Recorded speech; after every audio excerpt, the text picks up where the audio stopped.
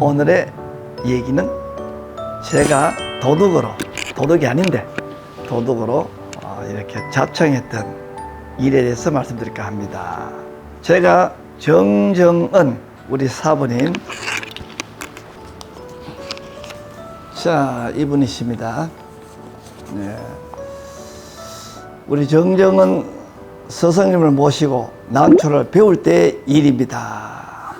그날은 유난히 사람이 방문하지 않았고 정말로 인적이 없는 날이었습니다. 그런데 우리 사부님 하는 난 가게에 단골 손님이 맡겨놓은, 판매를 해달라고 맡겨놓은 단엽이 있었는데 상당히 비싼 단엽이었습니다. 이게 분실이 됐습니다. 난리가 났죠. 네, 난리가 났습니다.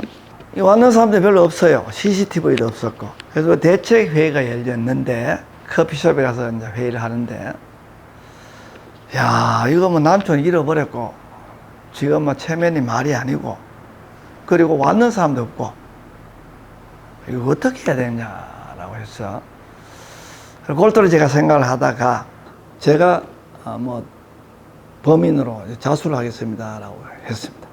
그랬더니만 우리 사부님께서 물끄러미 보더니만 그냥 해봐라 라고 하시는 거예요. 그래서 제가 이렇게 말씀드렸던 기억이 납니다.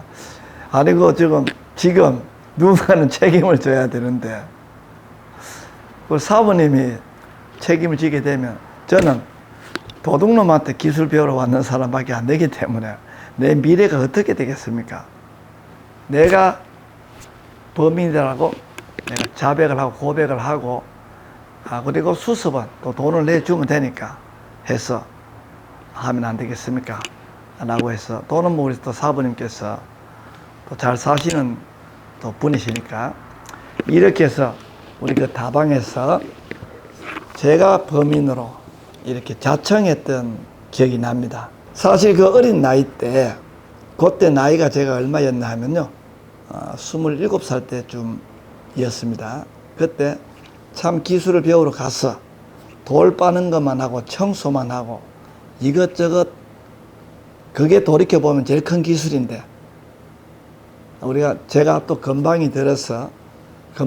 시건방이 들어서 이것저것 뭐 후발 중투를 보는 법, 선발을 보는 법, 산반을 보는 법, 이런 것들에 탐이 많이 났고요.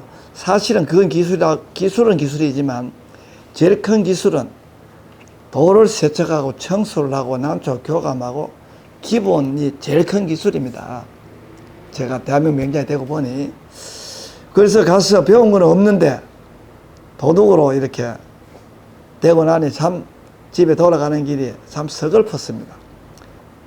뭐 어쩔 수 없지 않습니까? 선생이 도둑은 될 수 없죠. 그래서 그날 집에 돌아갔다가 그 이튿날 가게 영남나눔에 난초를 또 배우러 가니까, 야야 너 뭐 내일부터 안 나오는 게 좋겠다라고 하시더라고요. 왜 그러냐고 보니까, 네가 이 사람은 범인인데 나오면 여 사람들이 오겠느냐고. 듣고 보내도 그렇더라고요. 그래서 다시 집에 갔습니다. 갔는데 가만히 생각하니까 이게 약이 올라 죽겠는 거예요. 그래서 그 이튿날부터 2시간 정도 더 일찍 갔습니다. 일찍 가서 우리 사부님 집에 개가 한 마리 있었는데요. 발바리가 있었는데, 자기보다 내가 계급과 서열이 낮다라는 걸 정확히 알고 있었습니다. 걔가 그 나이가 좀 많이 들었는 건데요. 저를 사람 취급을 안 했었습니다. 집보다 밑으로 취급했는데, 아침에 가니까 내가 잘리는 걸 기시같이 알고 그 걔가 이렇게 얘기를 하더라고요. 월월월. 그걸 내가 싹 풀어보니까, 너 어제 도둑질 하다가 들켜가지고 잘리는 놈이 무슨 낯짝으로 지금 너 왔느냐, 빨리 돌아가라 냉큼, 이렇게 얘기를 하는 거예요. 그 제가 화가 납니까 안 납니까? 그래서 바깥에 돌을 확 기어 던졌더니만 그 개가 웃고 짖고 난리가 났어요. 우리 사부님이 나오셔서 왜 이래 일찍 새벽부터 와서 분탕을 지키느냐라고 하셨죠. 그 제가 이렇게 얘기했습니다. 아이고 형님 같으면 잠이 오겠습니까? 네, 잠이 안 와가지고 듣고 보면 뭐 그렇긴 그렇다 해서 제가 5일인가를 아침 일찍 갔었죠. 가니까 그 우리 사부님 가게에 오시던 신모모 분, 김모모 분, 정모모 분, 그리고 김감용 씨. 지금 김감용 씨는 저희 회사에 우리 지배인으로 이렇게 근무를 하시다가 심장병, 지병으로 이제 운명을 하셨는데 우리나라의 두화의 화폐 가치를 제대로 매겨서 효실하신 분이라고 봐도 과언이 아닌 분입니다. 여옥이라는 두화를 명명을 하셨고요. 그리고 여러 가지 좋은 난초들, 지금 여울도 그분이 산 제품을 가지고 덕택으로 들여온 것입니다. 상당히 품종 개발과 작품 활동을 열심히 하시는 분인데, 아니 저 친구는 참 얼굴도 두껍다, 염치도 없다, 어떻게 여기에 지금 다시 나올 수 있어? 라고 하는 듯한 인상을 제가 많이 받았습니다. 저는 더 청소 열심히 하고, 그리고 담배 심부름도 그때 많이 했거든요. 담배 심부름도 하면서 이렇게 했더니만 우리 사부님께서, 스승님이 술을 못 드십니다. 한 잔도. 맥주 한 잔, 소주 잔을 먹으면 병원에 가셔야 되는 분이신데, 이거 술집으로 저를 부르는 거예요. 그래, 이게 무슨 일인가 싶어서 이렇게 따라갔더니만 우리 스승님께서, 내가 살다가 니같이 지독한 사람을 처음 봤다. Why? 왜요? 라고 물으니까, 니 분하지도 않느냐? 그래, 뭐 조금 그렇긴 하지만 기술을 배워야 되는데 어쩌겠습니까? 이야, 니 참 대단하다.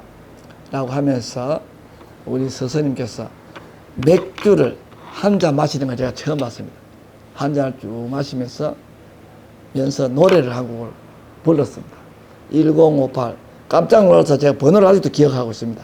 1058을 눌렀는데 그 번호의 제목이 Bridge over Troubled Water, 험한 세상에 다리가 되어라는 사이먼 앤드 카펑클이 부르는 노래였습니다. 그걸 가사를 안 보고 약간 눈시울이 좀 젖으면서 눈을 감고 노래를 부르는 모습을 제가 보고는 너무나 멋있다라는 생각이 들었고, 저는 그날 이후로 나도 제자가 생기고 누가 생기면 정말로 팝송 한 곡은 찌릿하게 한번 불러봐야 되겠다라고 해서 훗날 제가 가수분들에게, 지방 가수분들에게 돈을 주면서 레슨을 받아가지고 지금 제가 팝송을 한 30곡 정도는 하고, 또 가사를 안 보고도 열댓 곡도 합니다. 그리고 우리 사부님께서 내일부터 정식적으로 출근해. 그래서 제가 그 난초 값은 왜 됐습니까? 물으니까 다 물어줬다. 얘기를 했으니까. 그리고 네가 도둑이 아닌 거는 오는 고객들도 다 알고 있고 나도 알고 하나님도 알고 다 알고 있다. 근데 네가 선생 얼굴을 지켜주려고 스스로 내가 범인입니다. 앞으로 성실하게 살겠습니다. 한번 봐주십시오. 라고 했는 그게 나에게는 정말로 부끄럽기 그지없다라고 하시면서 우리 사부님께서 이튿날부터 본격적으로 해서 또 갔죠. 그래 가니까 그때부터 돌을 빨고 했던 가장 중요한 기술, 그건 이제 그 정도 하면 됐다라고 하시면서 우리 하드웨어적인 기술이죠. 후발 보는 법, 선발 보는 법, 산반 보는 법, 복륜 보는 법, 중투 보는 법, 홍화가 필 수 있는 서반 보는 법, 한국 거 보는 법, 일본 거 보는 법, 뿌리를 좋게 하는 법, 이런 등등 기술을 제가 하나하나 참 고맙게 전수를 받았던 기억이 납니다. 우리 사부님은 제자가 제 하나밖에 없습니다. 대한민국에 난초를 하면서 저분이 내 스승님입니다 라고 이렇게 말씀해 주는, 말씀을 듣는 분이 몇 분 계시겠습니까? 우리 남쪽에는 기술을 주고 가르쳐 줘도 저 사람에게 배웠습니다 라고 하는 걸 좀 인색하게 하는 경향이 있지 않습니까? 저는 저의 스승님은 정말로 고마운 분이고 정말로 큰 그릇이고, 그리고 한 분밖에 없는, 한 사람밖에 없는 제자가 대한민국 명장이 되는 정도있죠. 제가 그때 제가 범인으로 하겠습니다라고 얘기를 하지 않았었으면 어떻게 됐을까 생각을 해보면 사실 좀 끔찍합니다. 그리고 시간이 2년이 지나고 나서 모 난초 가게가 대구에서 오픈, 신규로 창업하는 곳이 있었습니다. 그 창업하는 곳에 개업 기념 판매전을 하는데 제가 갔더니만 잃어버렸던 그 단엽이 거기에 있는 겁니다. 그리고 잃어버릴 때 화분 그대로 심어져서 그 화분이 파랑색의 용분이었습니다. 우리 용분이 주로 블랙이 바탕인데 파랑색은 잘 없죠. 그래서 파랑색의 용분에 그대로 심겨서 나오고 제가 잃어버렸던 2개도 거기 있었습니다. 아이고 얼마나 반갑던지. 사실은 제가 그 범인을 잡으려고 부단하게 내가 판매전을 좀 쫓아다녔는데 2년 만에 나온 겁니다. 깜짝 놀랐습니다. 달서 경찰서에 근무하는 교육생, 문화생 중에 형사분에게 전화를 해서 물어보니까 확실하나 확실합니다 하니까 형사 몇 분가는 모르겠네요. 그 형사팀 자체가 한 팀이 그 판매장으로 급파가 돼서 그 반장님이 들어와서 쭉 정황을 보더니만 제보했는 말씀이 있습니다. 이 안에 범인이 있다고 얘기하더라고요. 이 형사분들이 역시나 직감이 좀 다르더라고요. 경찰서 가기 직전에 그분이 고백을 했죠. 경찰서로 갔던 일이 기억납니다. 그리고 저는 마음속에 있었던 일말 조금의 또 저를 싫어하는 다른 분들은 저놈이 범인일 거야 라고 하는 게 있지 않았겠습니까? 그래서 완전히 또 해소가 됐고, 그리고 달서 경찰서에서는 사건이 종료되고 나서 이 단정 가지고 가실랍니까? 전화가 왔습니다. 근데 저는 너무나 그 난초에 대한 트라우마가 있기 때문에 가지고 가지 않겠습니다 라고 해서 그 난초는 어디로 갔는지 저는 알 길이 없습니다. 그리고 훗날 니 진짜 대단하다, 안 억울하더나 성 안 나더나 라고 말씀하셨는데 제가 이렇게 얘기했던 기억이 납니다. 그걸 넘어서지 못하면 어떻게 제가 밥을 먹고 살겠습니까 라고 했던 기억이 납니다. 그리고 저는 우리 사부님께서 조금 시일이 지나서 이제 그만 배워도 된다, 다 가르쳐줬다, 하산해라 라고 해서 제가 하산을 명받고, 그게 1995년도 2월 달입니다. 하산하게 되는데, 하산할 때 우리 사부님께서 본인이 사용하던 자재나 이런 걸 전부 저에게 주고, 거래처도 우리 사부님 도매를 하셨거든요. 거래하던 나눔가 이런 데도 전부 저한테 다 물려주시고, 그리고 2년이나 3년 정도 계속 폰으로 제가 궁금해하는 건 다 모니터를 해주시고, 그리고 창업 자금도 좀 빌려주시고, 그때 우리 사부님께서 중요한 부탁 3가지를 하십니다. 제가 이 얘기만 하고 마칠 텐데요. 그 3가지 중에 첫 번째가 의도적으로 속이지 마라 라고 하는 부탁을 했습니다. 첫 번째가. 제가 왜요? 라고 물으니까 저는 속일 정도로 마음이 그런 사람이 아닙니다 라고 하니까, 난초가 속인다 대봐라, 돌연변이기 때문에 사람이 조금이라도 속이려고 마음먹으면 난초가 왔다 갔다 하는 거하고 겹쳐져 버리면 누구나 다 사기꾼이 되고 마지막에 손가락질을 받게 되니까 아예 마음을 깨끗하게 가져라, 그리고 속일 생각 1도 하지 말라고 해서 부탁할 때 기억이 납니다. 그리고 2번째 당부가 대학에 들어가서 이 재배하는 방법에 대해서 체계를 좀 잡아라.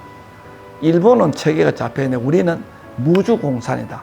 이 사람 가면 저 말, 저 사람 가면 저 말, 스탠다드를 좀 잡아라 라고 했습니다. 제가 사부님이 농대 원예과를 나오셔서 영남대 나오셨거든요. 뭐 다 좀 해놨는데 그대로 가면 안 되겠습니까? 라고 물어보니까 내가 해놓은 것은 좀 약하고 취약하다.